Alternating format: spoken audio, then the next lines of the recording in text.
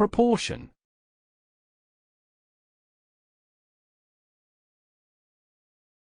In this math tutorial, you will learn 1. What is proportion? 2. What is the difference between proportion and ratio? 3. What is the difference between proportion and rate? 4. What are the names of the outer and inner terms of a proportion? 5. How many types of proportion are there?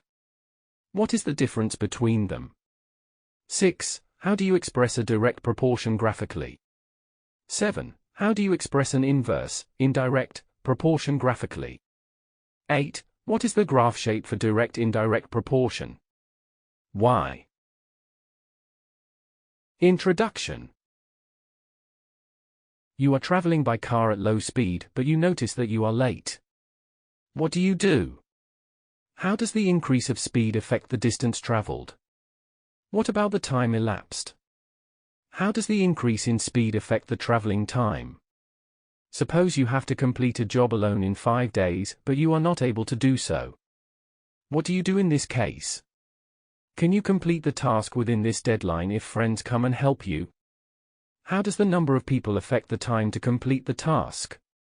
How does the number of people affect the amount of work done? In this tutorial, we discuss proportion and its types.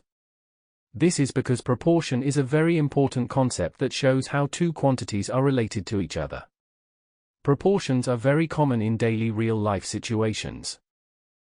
That is all for introduction to proportion. To start this tutorial, please watch the first lesson 4.3.1, Definition of Proportion. Thank you for watching. Make sure to like and subscribe to keep up to date with new videos.